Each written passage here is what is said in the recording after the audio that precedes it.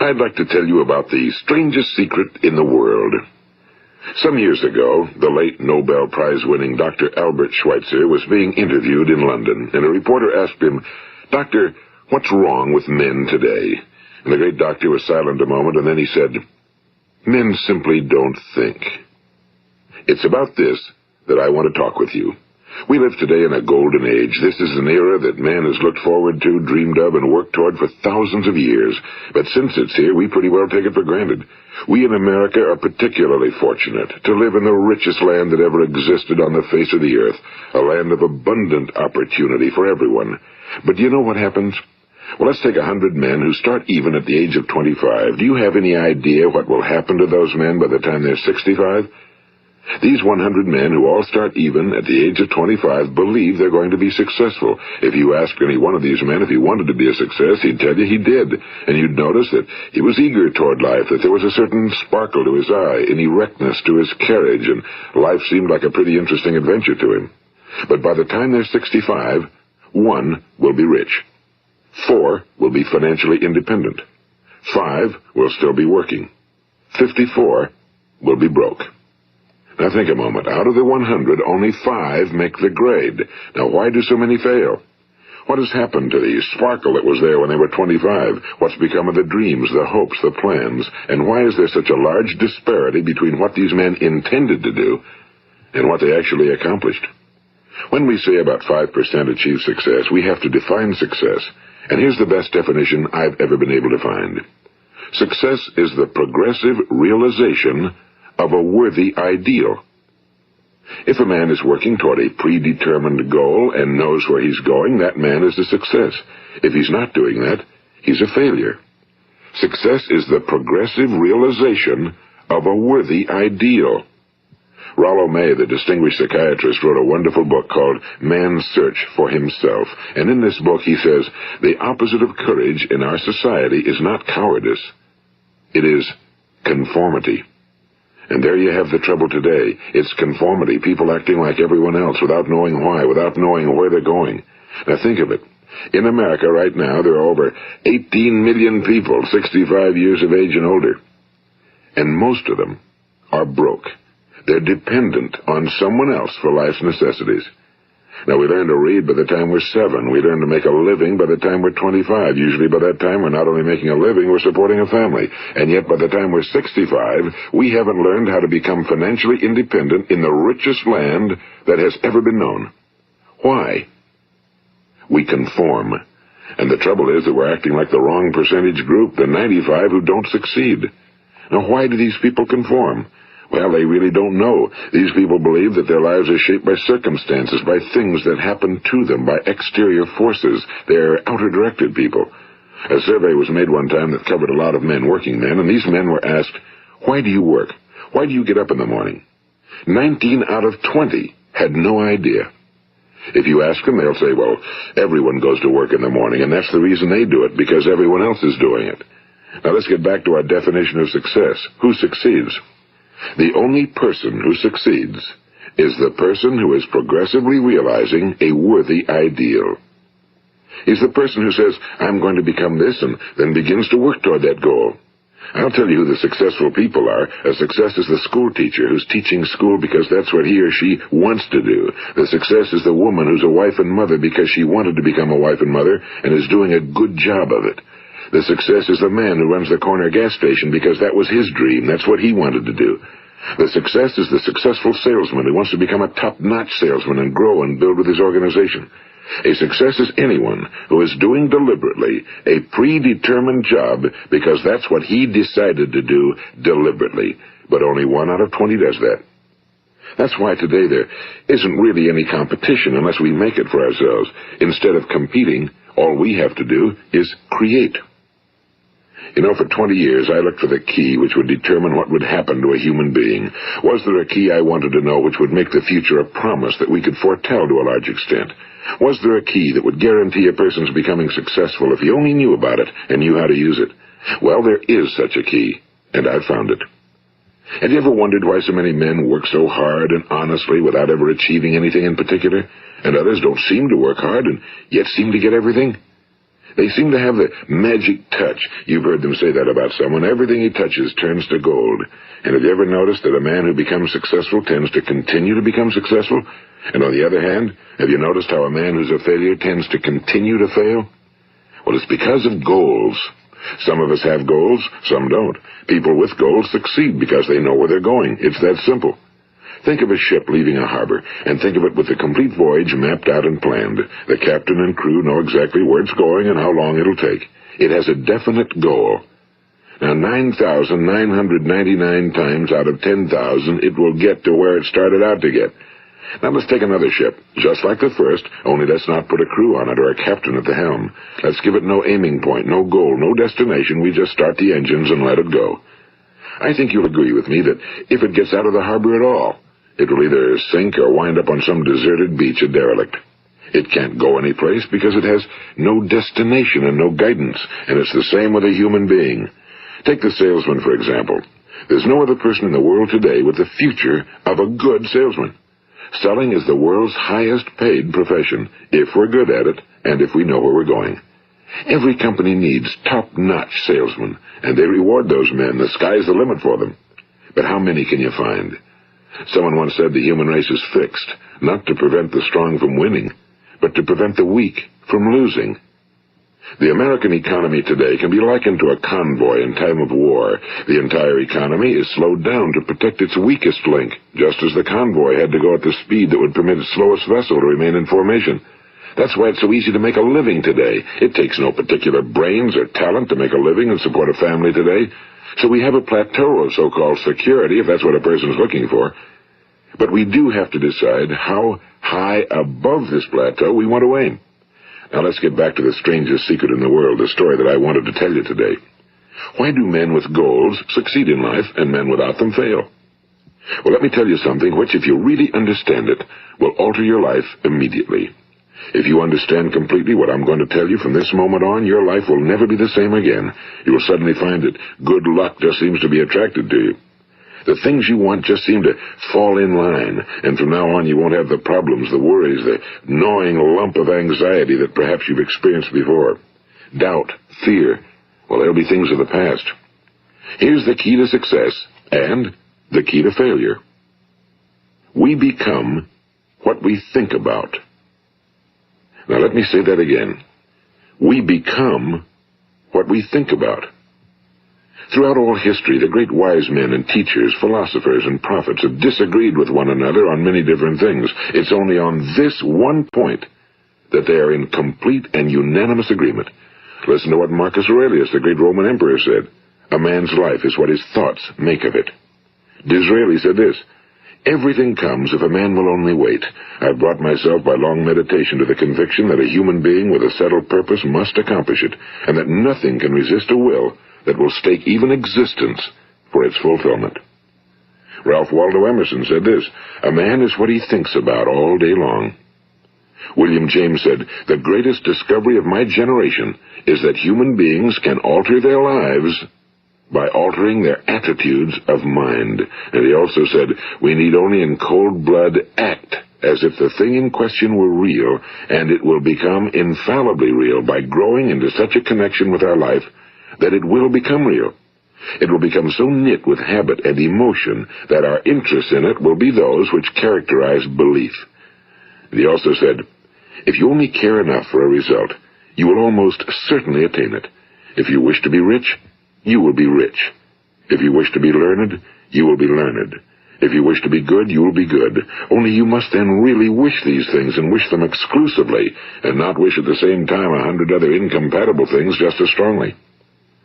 In the Bible you read in Mark 9:23, if thou canst believe, all things are possible to him that believeth.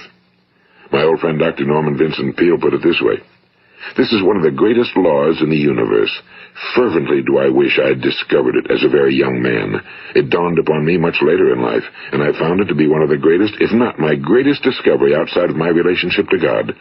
The great law, briefly and simply stated, is that if you think in negative terms, you will get negative results. If you think in positive terms, you will achieve positive results. That is the simple fact, he went on to say, which is at the basis of an astonishing law of prosperity and success. In 3 words, believe and succeed. William Shakespeare put it this way: our doubts are traitors and make us lose the good we oft might win by fearing to attempt. George Bernard Shaw said, people are always blaming their circumstances for what they are. I don't believe in circumstances. The people who get on in this world are the people who get up and look for the circumstances they want, and if they can't find them, make them. Well, it's pretty apparent, isn't it? And every person who discovered this for a while believed that he was the first one to work it out. We become what we think about. Now, it stands to reason that a person who's thinking about a concrete and worthwhile goal is going to reach it, because that's what he's thinking about, and we become what we think about. Conversely, the man who has no goal, who doesn't know where he's going, and whose thoughts must therefore be thoughts of confusion and anxiety and fear and worry, becomes what he thinks about.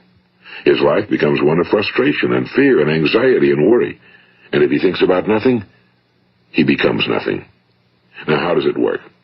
Why do we become what we think about? Well, I'll tell you how it works as far as we know. Now, to do this, I want to tell you about a situation that parallels the human mind. Suppose a farmer has some land, and it's good fertile land. Now, the land gives the farmer a choice. He may plant in that land whatever he chooses. The land doesn't care. It's up to the farmer to make the decision. Now, remember, we're comparing the human mind with the land because the mind, like the land, doesn't care what you plant in it. It will return what you plant, but it doesn't care what you plant.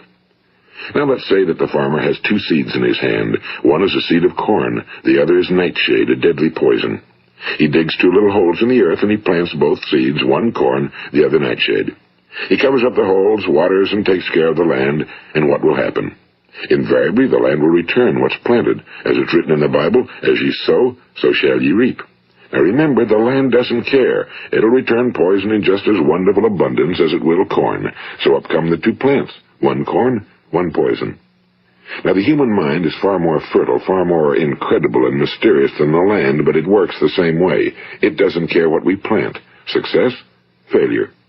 A concrete, worthwhile goal, or confusion. Misunderstanding, fear, anxiety, and so on. But what we plant, it must return to us. You see, the human mind is the last great unexplored continent on Earth. It contains riches beyond our wildest dreams. It will return anything we want to plant. Now, you might say, well, if that's true, why don't people use their minds more? Well, I think they figured out an answer to that one, too. Our mind comes as standard equipment at birth. It's free, and things that are given to us for nothing we place little value on. Things that we pay money for, we value. The paradox is that exactly the reverse is true. Everything that's really worthwhile in life came to us free. Our minds, our souls, our bodies, our hopes, our dreams, our ambitions, our intelligence, our love of family and children and friends and country, all these priceless possessions are free. But the things that cost us money are actually very cheap and can be replaced at any time. A good man can be completely wiped out and make another fortune. He can do that several times. Even if our home burns down, we can rebuild it. But the things we got for nothing, we can never replace. The human mind isn't used because we take it for granted. Familiarity breeds contempt. It can do any kind of job we assign to it, but generally speaking, we use it for little jobs instead of big, important ones. Universities have proved that most of us are operating on about 10% or less of our abilities. So decide now, what is it you want? Plant your goal in your mind. It's the most important decision you'll ever make in your entire life. What is it you want? Do you want to be an outstanding salesman?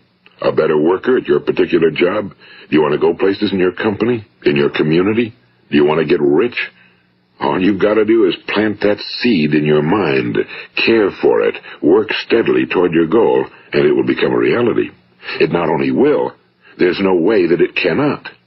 You see, that's a law, like the laws of Sir Isaac Newton, the laws of gravity. If you get on top of a building and jump off, you'll always go down. You'll never go up, and it's the same with all the other laws of nature. They always work. They're inflexible. Think about your goal in a relaxed, positive way. Picture yourself in your mind's eye as having already achieved this goal. See yourself doing the things you will be doing when you've reached your goal. Ours has been called the phenobarbital age, the age of ulcers and nervous breakdowns and tranquilizers. At a time when medical research has raised us to a new plateau of good health and longevity, far too many of us worry ourselves into an early grave trying to cope with things in our own little personal ways without learning a few great laws that will take care of everything for us. These things we bring on ourselves through our habitual way of thinking. Every one of us is the sum total of his own thoughts. He is where he is because that's exactly where he really wants to be, whether he'll admit that or not. Each of us must live off the fruit of his thoughts in the future, because what you think today and tomorrow, next month and next year, will mold your life and determine your future. You're guided by your mind. I remember one time I was driving through eastern Arizona, and I saw one of those giant earth-moving machines roaring along the road at about 35 miles an hour with what looked like 30 tons of dirt in it. A tremendous, incredible machine, and there was a little man perched way up on top with the wheel in his hands guiding it. And as I drove along, I was struck by the similarity of that machine to the human mind. Just suppose you're sitting at the controls of such a vast source of energy. Are you going to sit back and fold your arms and let it run itself into a ditch? Or are you going to keep both hands firmly on the wheel and control and direct this power to a specific, worthwhile purpose? It's up to you. You're in the driver's seat. You see, the very law that gives us success is a two-edged sword. We must control our thinking. The same rule that can lead a man to a life of success, wealth, happiness, and all the things he ever dreamed of for himself and his family. That very same law can lead him into the gutter. It's all in how he uses it, for good or for bad.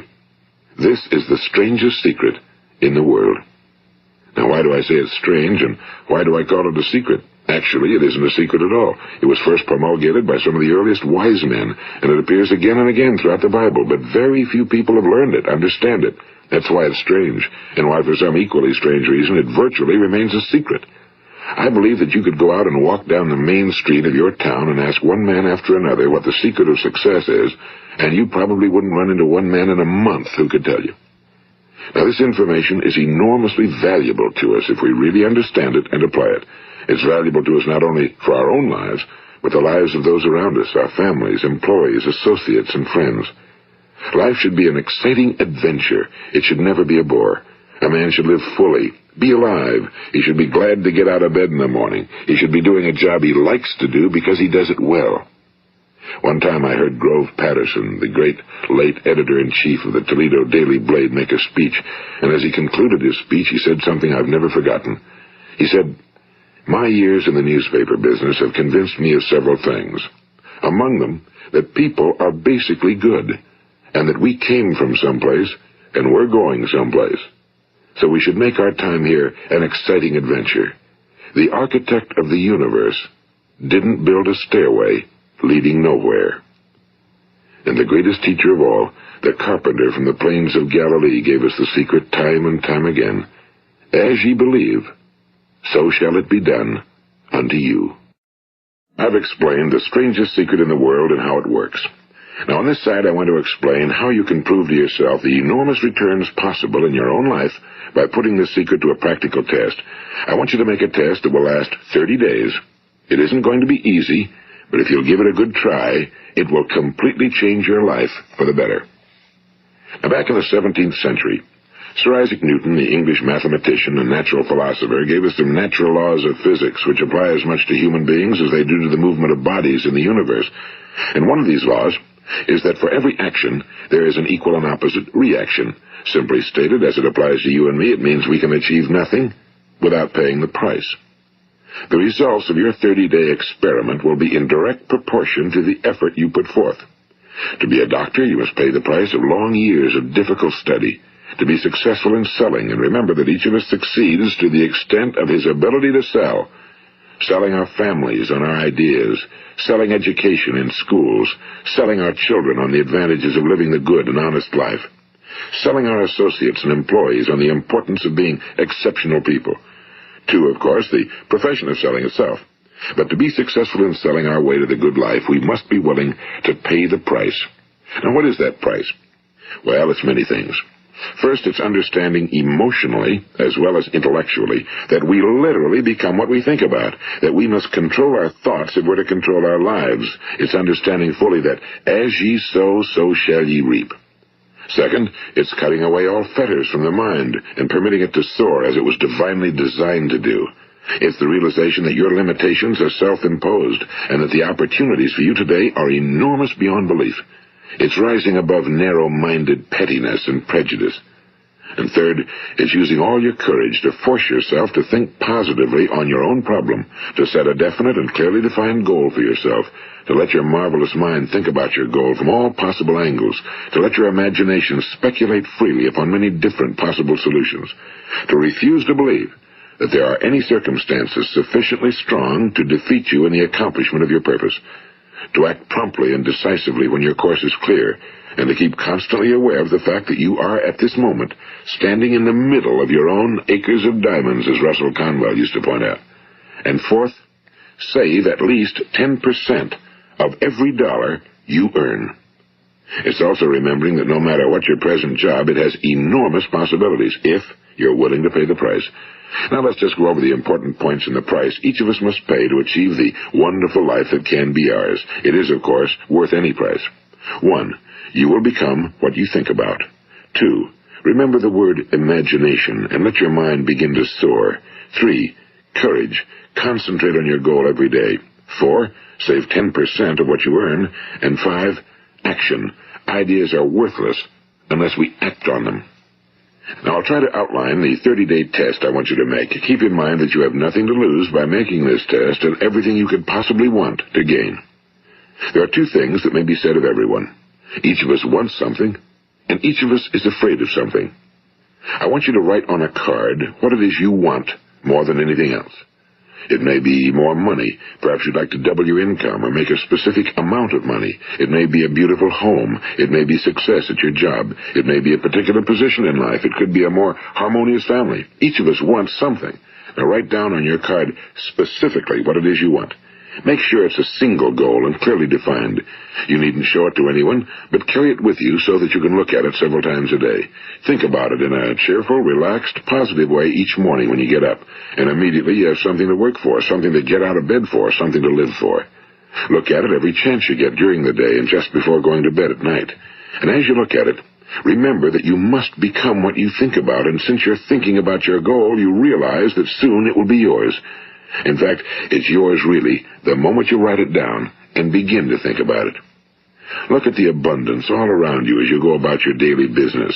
You have as much right to this abundance as any other living creature. It's yours for the asking. Now we come to the difficult part. Difficult because it means the formation of what is probably a brand new habit, and new habits are not easily formed. Once formed, however, it will follow you for the rest of your life.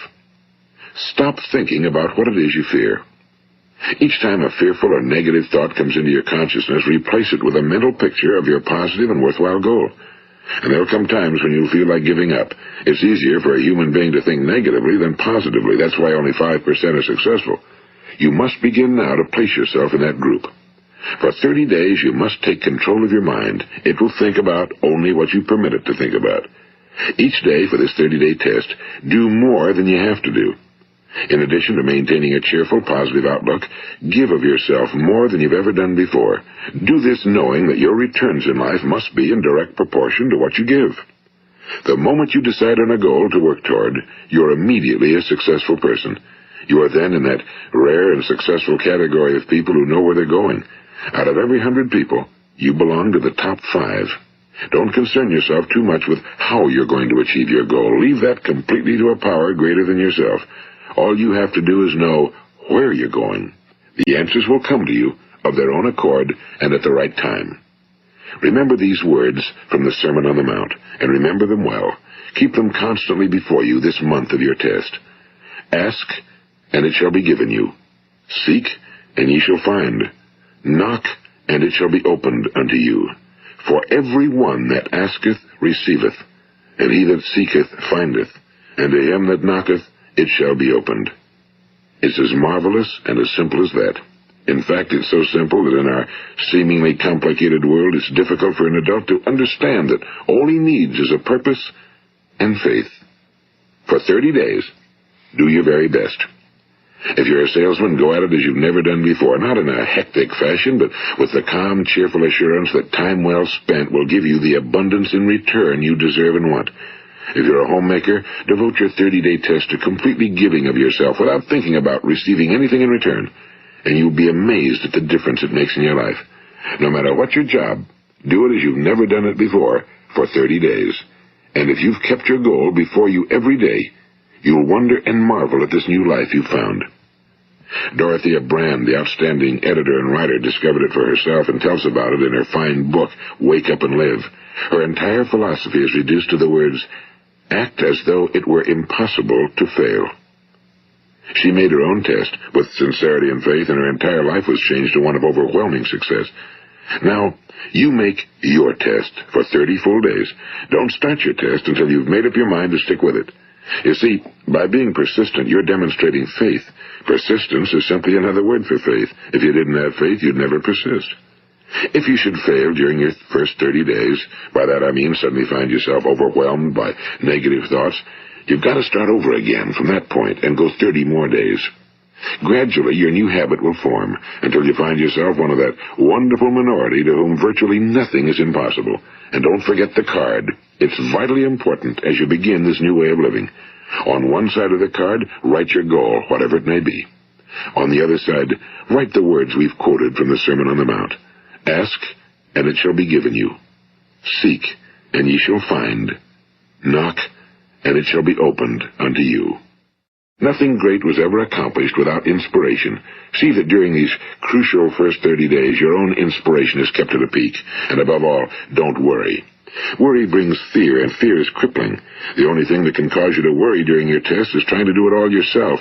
Know that all you have to do is hold your goal before you. Everything else will take care of itself. Remember also to keep calm and cheerful. Don't let petty things annoy you and get you off course. Now, since making this test is difficult, some will say, why should I bother? Well, look at the alternative. No one wants to be a failure. No one really wants to be a mediocre individual. No one wants a life constantly filled with worry and fear and frustration. Therefore, remember that you must reap that which you sow. If you sow negative thoughts, your life will be filled with negative things. If you sow positive thoughts, your life will be cheerful, successful, and positive. Now, gradually, you will have a tendency to forget what you've heard on this recording. Play it often. Keep reminding yourself of what you must do to form this new habit. Gather your whole family around at regular intervals and listen to what's been said here. You know, most men will tell you that they want to make money without understanding the law. The only people who make money work in a mint. The rest of us must earn money. This is what causes those who keep looking for something for nothing or a free ride to fail in life.